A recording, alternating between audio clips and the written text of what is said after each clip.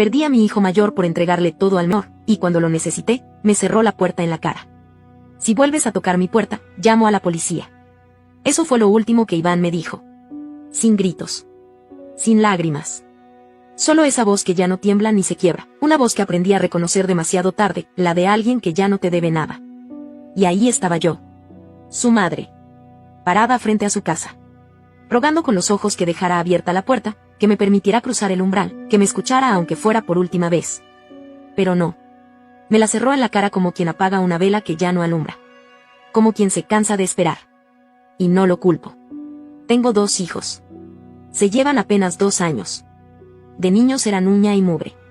Dormían en la misma cama cuando había tormenta. Se tapaban las espaldas en la escuela, se repartían el pan con mantequilla aunque no alcanzara para los 2. Pensé que serían inseparables para siempre. Y en aquel entonces, me gustaba creer que los amaba igual. Oh, eso me repetía. Pero si soy brutalmente honesta, siempre tuve una debilidad por Emiliano. Era el más frágil. El más apegado a mí. El que lloraba si yo no lo arropaba por la noche. El que me buscaba con la mirada incluso entre gente conocida. Iván, en cambio, era distinto. Más callado. Más maduro. Más hecho solo. Nunca pedía nada. Y quizás por eso pensé que no necesitaba tanto. No era un favoritismo grosero. Era silencioso, casi invisible. Pero existía. Y creció con los años. Cuando llegó el momento de la universidad, la verdad nos alcanzó, no teníamos dinero para 2 matrículas completas. Ramiro y yo hicimos lo que creímos mejor en ese instante. Le dijimos a Iván que tendría que buscar una beca o trabajar. Que lo sentíamos. Y él lo hizo. Sin un reproche. Se partió el lomo en empleos de medio tiempo, llegaba con los pies reventados, las manos agrietadas de cargar cajas o lavar platos. Pero nunca se quejó. Mientras tanto, Emiliano tenía todo cubierto. La matrícula, el transporte, el material escolar, hasta el nuevo portátil que él mismo pidió sin miedo. Porque ya sabía que su sí estaba asegurado. Yo miraba a Iván y sentía un nudo en la garganta. Había algo en su mirada que se había apagado. Pero me decía a mí misma que era temporal, que un día él también cosecharía lo suyo. La verdad es que no era una estrategia. Era injusticia. Una lenta, progresiva, silenciosa injusticia. Y él solo se fue alejando. Dejando de buscarme. De esperar algo de nosotros. Mientras tanto, Emiliano seguía siendo el centro. Si le dolía la cabeza, corría por una aspirina. Si tenía miedo, le ponía una mano en el pecho. Si fracasaba en algo, le prometía que estaba bien, que no era su culpa. Y entonces llegó Ana. Ana había sido amiga de ambos desde la secundaria. Pero fue con Iván que empezó a salir. Y yo lo vi cambiar. Reía más. Volvía a casa con ganas. Hablaba de planes, de viajes, de futuro. Yo no lo decía en voz alta, pero en mi interior agradecía que por fin tuviera algo solo para él. Ana era encantadora. Educada. Dulce. Se reía con los ojos. Y por primera vez en años, Iván me hablaba con ilusión. Con esa voz limpia que uno tiene antes de que la vida te desgaste. Yo la quería como una hija más. Pero pronto, sin saber cómo, empezaron los silencios entre los hermanos. Iván ya no lo invitaba a salir. Las sobremesas dejaron de ser a carcajadas. Y cuando le sugerí que no olvidara a su hermano, él solo me miró y me dijo: y ya no es un niño, mamá. Fue como una bofetada suave. Fría. Justa. Me dolió. Pero no dije nada. Como tantas veces. Entonces Emiliano empezó a tropezar en la universidad. Dudas, inseguridades, comparaciones. Y Ramiro y yo, como siempre, salimos al rescate. Cursos extras, material nuevo, incluso un portátil más avanzado. Iván se enteró. No sé cómo. Solo recuerdo que una noche entró a la cocina, me miró largo, con esos ojos apagados y serenos, y dijo: entonces era cierto. Él siempre fue tu favorito. No supe qué responder. Porque no tenía con qué defenderme. Y fue ahí, creo, donde se rompió algo sin retorno. Desde entonces, Iván me miraba como se mira a un extraño. Como alguien que ya no ocupa un lugar, ni siquiera en los recuerdos. Y la culpa, esa sí se instaló para quedarse. Yo la llevaba en los hombros cada vez que lo escuchaba estudiar de madrugada. Cuando veía sus manos rajadas. Cuando lo oía suspirar solo en su cuarto. Me decía que era fuerte, que ya le tocaría, que solo estaba siendo estratégica. Mentira. Un día, Emiliano se me acercó mientras preparaba café. Se sentó frente a mí con esa cara que solo ponen los hijos cuando no saben si lo que van a decir los va a liberar o a condenar. Mamá, me gusta Ana. Se me detuvo el aliento. ¿Cómo que te gusta? Desde siempre. Desde la secundaria. Solo que nunca se lo dije. Y él se le adelantó. No dijo mi hermano. Dijo él. Y por primera vez sentí que algo se desmoronaba dentro de mí. ¿Sientes que te la quitó? Y siempre fue así, mamá. Siempre se llevaba todo. Me quedé congelada. No sabía si abrazarlo o ponerle un alto. No había odio en sus ojos, solo una tristeza profunda. Y debajo de esa tristeza, algo más viejo. Un resentimiento callado. Intenté razonar, decirle que Ana estaba con Iván, que parecían felices, que no podía. ¿Y yo qué? Me interrumpió, dolido. ¿Acaso a mí nadie me ve? No supe qué responder. Solo lo abracé.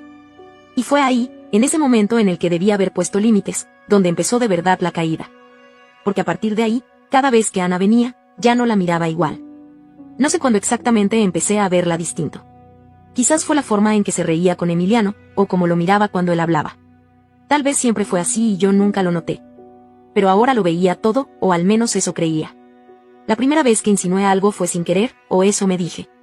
Ana y yo estábamos en la cocina, pelando verduras para la cena, y solté una frase sin pensar demasiado. Y siempre te he visto muy conectada con Emiliano. Ustedes dos tienen una chispa especial, ¿no? Ella frunció el ceño, confundida. ¿Qué quieres decir? En nada.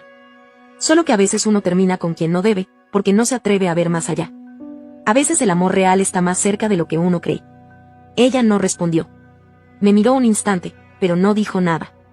Cambié de tema como si nada, pero ya había soltado la semilla. Y lo peor es que no fue la última vez. Repetí esa estrategia en pequeñas dosis. Comentarios al pasar, frases con doble fondo. Tú y Iván ya no se ven tan unidos últimamente. Emiliano siempre te mira como si fueras lo más importante de su mundo. Que hay cosas que no se fuerzan, y cosas que fluyen solas. Nunca le dije directamente que dejara a Iván. Pero tampoco necesitaba hacerlo. Lo más bajo vino cuando hablé con Emiliano. Le dije que tal vez Ana sí sentía algo, pero no se atrevía. Que no debía rendirse tan fácil. Que a veces hay que luchar por lo que uno ama. Yo, su madre, lo animé. Yo misma empujé esa chispa que ya ardía. La noche que todo se quebró, Ana se quedó hasta más tarde de lo normal. Iván tenía turno nocturno y yo me fui a dormir temprano. A la mañana siguiente, me levanté a preparar café y encontré a Emiliano en la cocina, con los ojos rojos, los codos sobre la mesa, temblando. ¿Qué pasó? Y le pregunté, apenas con la voz. No me miró. Solo dijo. Pasó. Y luego se rompió. Como si hubiera estado conteniéndose toda la noche. Mamá. Ana y yo estuvimos juntos anoche. Se me fue el alma al suelo. Quise gritar, llorar, golpear la mesa, pero no hice nada de eso. Lo abracé. Se aferró a mí como un niño asustado. Me dijo que no sabía qué iba a pasar, que ella no le había prometido nada, que simplemente había sucedido. Después de eso, Ana dejó de venir. Se distanció. El ambiente se volvió tenso, pesado, como si todos camináramos sobre vidrio. Iván no decía nada, pero estaba raro. Más callado. Más seco. Yo no sabía si sospechaba. Emiliano tampoco. Vivimos en ese limbo durante días, hasta que Ana volvió. Una tarde cualquiera. Tocó la puerta con los nudillos, sin insistencia, como si quisiera que no la oyéramos. Cuando abrí, estaba ahí parada, sin maquillaje, con la cara pálida y la mirada hundida. No quiso pasar. Solo dijo que necesitaba hablar. Iván estaba en el sofá con el portátil en las piernas. Al verla, se levantó de golpe. ¿Qué pasa? ¿Estás bien? Ana asintió. No se acercó. Estoy embarazada, dijo, sin rodeos. Iván sonrió. Dio un paso hacia ella. ¿Es en serio? ¿Vamos a tener un bebé? Ella dio un paso atrás. Y no es tuyo. Y entonces se hizo el silencio. Un silencio tan brutal que hasta el aire dejó de moverse. Yo estaba en la cocina, pero lo escuché. Todo. Iván no dijo una palabra. Solo la miró. Primero confundido. Luego herido. Después, vacío. En ese momento, Emiliano apareció. Tal vez por destino. Tal vez por castigo. Lo vio todo. El rostro de Ana. El de Iván. El de él mismo. Y en segundos, Iván se le fue encima. No hubo aviso. Le soltó un puñetazo que lo tiró al suelo. Emiliano cayó de espaldas y se golpeó contra la pared. Ana gritó. Yo corrí. Ramiro entró desde el patio. Todo fue caos.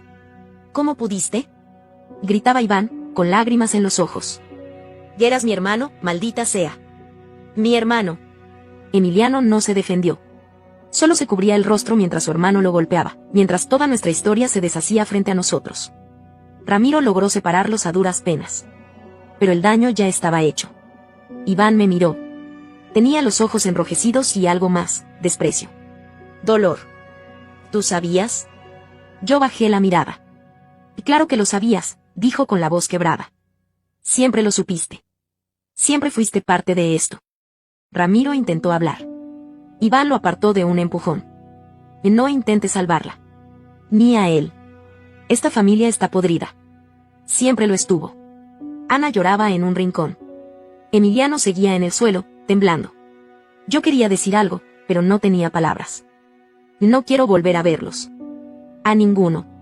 Ustedes murieron para mí hoy. Y se fue. No recogió nada. No miró atrás. Cerró la puerta y desapareció. Esa noche, nadie durmió. Ana se encerró. Emiliano lloró hasta quedarse dormido. Ramiro fumó en la terraza sin decir palabra. Y yo, me senté en la oscuridad, con los brazos cruzados, sintiendo como algo dentro de mí también se apagaba. Pasaron los días. Luego las semanas. Ana dio a luz a una niña preciosa, Luciana. Tenía los ojos grandes como su padre, la boquita de su madre, y esa risa que parecía iluminarlo todo, pero yo no podía disfrutarla. La ausencia de Iván pesaba más que cualquier llanto de bebé. Intenté llamarlo. Le escribí. Le mandé fotos de la niña, cartas, audios con su vocecita diciendo, te quiero, tío. Nada. Silencio. Como si ya no existiéramos.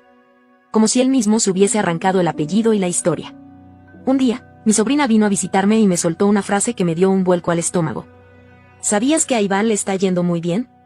Vive en otra ciudad, tiene un buen trabajo, dicen que está comprometido. ¿Comprometido? Esa palabra me dejó vacía.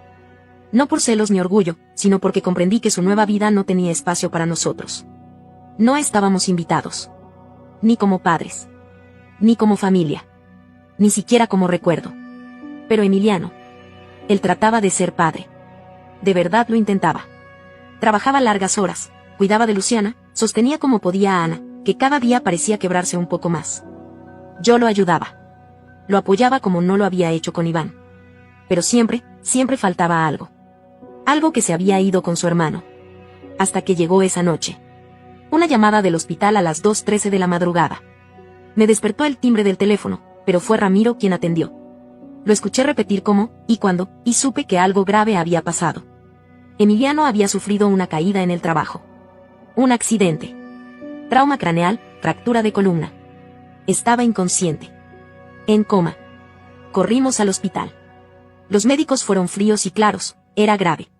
Muy grave. Si despertaba, tal vez no volvería a caminar. El seguro cubría solo lo básico. Pero los tratamientos intensivos, la operación especializada, todo lo que podía hacer una diferencia, no. No teníamos cómo costearlo. Ana no trabajaba. Ramiro y yo apenas manteníamos la casa. Las cuentas médicas comenzaron a apilarse sobre la mesa de la cocina como ladrillos de una pared que nos iba a aplastar. Fue entonces que lo supe, tenía que buscar a Iván. No por mí. Ni siquiera por Emiliano. Sino por Luciana.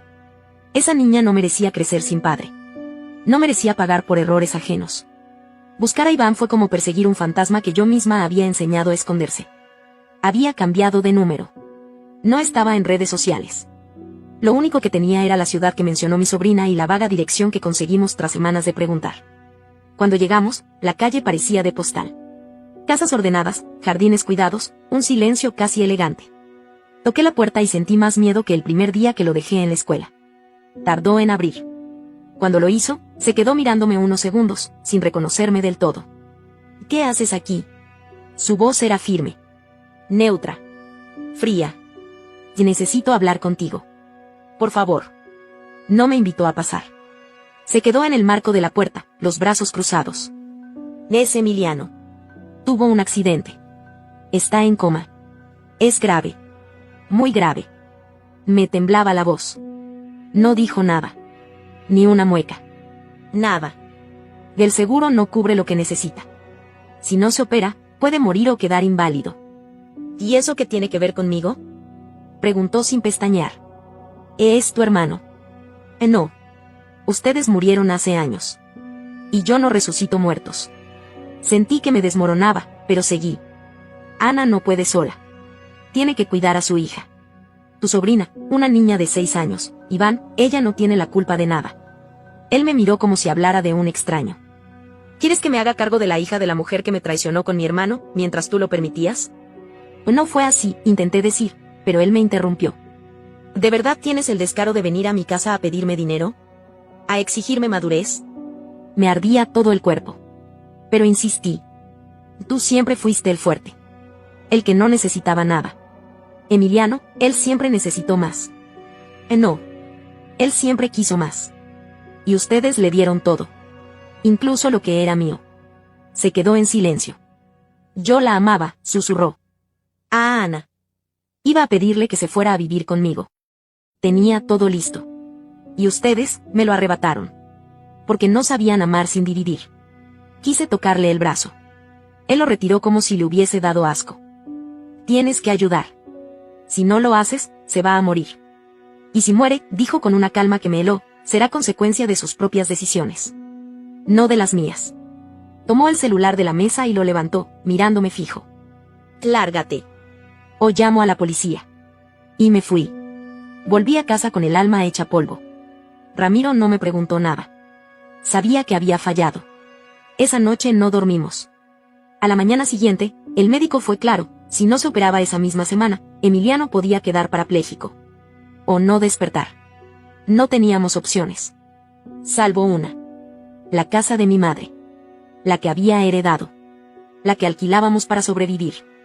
Nuestro último recurso. Mi fondo de jubilación. Miré a Ramiro. Él me miró también. No hizo falta hablar. Sabíamos que lo haríamos. Pero antes yo quise intentarlo una vez más. Volver a tocar esa puerta. Esta vez, los dos juntos. Fuimos juntos. Ramiro y yo, de pie frente a la puerta de Iván. Yo con el corazón hecho trizas, él con el rostro endurecido por los años y por la culpa. Iván abrió sin sorpresa. Como si hubiera sabido que íbamos a volver. No dijo nada. Ramiro fue el primero en hablar. Tu hermano está al borde de la muerte. Si no se opera esta semana, podría quedar inválido. O peor. No tenemos cómo pagar. Iván se recargó en el marco de la puerta, los brazos cruzados, la expresión impenetrable. Como si habláramos de un desconocido. Como si estuviéramos en mundos distintos. ¿Por qué yo? Preguntó, sin rabia, sin emoción. Solo curiosidad cortante. Porque eres su hermano, dije yo, apenas con voz. Porque alguna vez lo fuiste. No lo soy. Ustedes me hicieron entender eso. Cuando lo eligieron. Cuando se quedaron callados. Cuando le dieron lo que era mío. Intenté acercarme, pero Ramiro me detuvo con un leve gesto. Esta vez él llevó la conversación. No es momento para hablar del pasado. Estamos aquí porque no hay otra salida. ¿Y la casa de la abuela? Preguntó Iván, mirándome directo. ¿Ya la vendieron? Aún no, respondí con la garganta cerrada. Pero es lo último que tenemos. Si lo hacemos, no tendremos cómo jubilarnos. Iván soltó una risa seca, sin alma. Ah, claro. Ahora sí necesitan pensar en el futuro. Ahora que el favorito está en riesgo. Ramiro dio un paso al frente. La mandíbula apretada, los puños firmes. Madura, Iván. Eres un hombre hecho y derecho. ¿Vas a dejar morir a tu propio hermano por orgullo? No es orgullo, respondió él con frialdad. Es dignidad. Algo que ustedes me arrebataron hace años. Y él es tu sangre. Y grité, quebrándome. Tu sobrino te necesita. Luciana te necesita. Y ahí fue donde explotó. Ana no es nada para mí. Le estalló con una furia contenida. Me usó. Me dejó. Me pisoteó. Y ustedes lo permitieron. ¿Ahora quieren que yo financie su nueva vida? ¿Su rehabilitación? ¿Sus errores? El silencio fue brutal. No había forma de justificar lo que había pasado. Lo sabía. Y aún así, lo intenté. Eres un egoísta, Iván. ¿Qué clase de hijo le da la espalda a su familia así? Y fue entonces que Ramiro, que se había contenido todo ese tiempo, perdió el control. Lo empujó. Fue un golpe seco, un gesto más de desesperación que de violencia real. Iván se tambaleó, pero no cayó. Lo miró, helado. Hazlo otra vez, dijo, sacando el celular del bolsillo. Y te demando. Ramiro bajó la mano, respirando con dificultad. Yo retrocedí, con el corazón encogido, sintiendo que estábamos al borde de perderlo todo por segunda vez. No vuelvan, nos dijo Iván. No quiero verlos. No me escriban. No me busquen. Si lo hacen, tendrán noticias de mi abogado. Y cerró la puerta. No la azotó. No gritó. Solo la cerró. Con esa frialdad quirúrgica que corta más que cualquier grito. Me quedé ahí un segundo más, mirando esa madera que ya no era puerta, sino muro. Muro. Tumba. Final. Volvimos a casa sin hablar. Esa misma noche vendí la casa de mi madre. Llamé. Firmé. Entregué llaves. Todo. Ese lugar que me había visto crecer.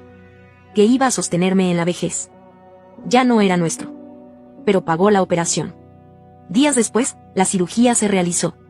Fue larga. Complicada. Exitosa, dentro de lo posible. Emiliano sobrevivió. Pero el precio fue devastador. Parálisis permanente de la cintura hacia abajo. El médico fue claro. No volvería a caminar. Ana colapsó. Lloraba todos los días. Me decía que era su culpa. Que no sabía cómo criar sola a una niña y cuidar a un hombre postrado. Que ya no tenía fuerza. Luciana preguntaba por qué su papá ya no podía jugar con ella. ¿Por qué no podía cargarla? ¿Por qué lloraba tanto su mamá? Y yo me senté en la misma silla del hospital donde había esperado días antes, y entendí. Esto fue lo que construí. Cada decisión. Cada silencio. Cada favoritismo disfrazado de cariño. Todo lo que permití, todo lo que ignoré, todo lo que quise justificar con amor, se había convertido en ruinas. Pensé que el tiempo lo curaba todo. Que algún día Iván tocaría a la puerta. Que lo vería parado ahí, con la cara dura, sí, pero con el corazón latiendo aún por dentro. Que diría algo. Lo que fuera. Mamá. Hablemos. Estuve pensando. Pero no. Han pasado años. Emiliano vive en casa. En una silla de ruedas. Ana lo cuida lo mejor que puede, pero a veces la veo quebrarse en el pasillo, cuando cree que nadie le escucha. Luciana es la luz de esta casa. Tiene una risa idéntica a la que Iván tenía cuando era niño. Es dulce. Brillante. Y cuando me abraza, siento que aún hay algo por lo cual seguir. Pero no hay un solo día, ni uno, en que no piense en Iván. He intentado todo. Cartas. Correos. Fotos. Videos de Luciana diciéndole te quiero, tío. Regalos de cumpleaños. Noticias de la niña. Todo ignorado. Y un día, lo confirmé. Nos bloqueó de todas partes. No solo del teléfono. Nos borró de su vida. Y no lo culpo. No esta vez. Porque me he mirado al espejo muchas veces desde entonces. Y ya sé quién soy. Una madre que confundió amor con preferencia. Protección con traición. Una madre que creyó que el hijo fuerte nunca se rompía. Y cuando se rompió, ya era demasiado tarde para recoger los pedazos. Ramiro y yo apenas sobrevivimos. Él envejece en silencio. Carga sus culpas a su manera. A veces lo veo hablar solo en el jardín. Creo que conversa con Iván. Con el hijo que ya no está. La última vez que lo intentamos fue en el cumpleaños de Luciana. Le compramos un regalo, lo envolvimos con cuidado, escribimos una tarjeta falsa, de tu tío Iván, que te quiere aunque no lo sepas. La niña lo abrazó como si fuera un tesoro. Esa noche lloré en silencio. No porque esperara que él nos perdonara, sino porque entendí algo más duro. Iván ya no me reconoce como madre. Y tal vez, solo tal vez, eso sea lo justo. Porque yo fui quien destruyó lo que más decía amar. Y ahora, cada vez que su nombre aparece en mi cabeza, lo hace como un eco, como una punzada, como un juicio. ¿Tan mala fui por pedirle que cuidara lo que también fue suyo? No necesito que nadie me lo diga. Lo sé. Porque aún lo estoy esperando. Y ya no va a volver. No olvides dejar tu opinión en los comentarios, dejar tu like y compartir este video.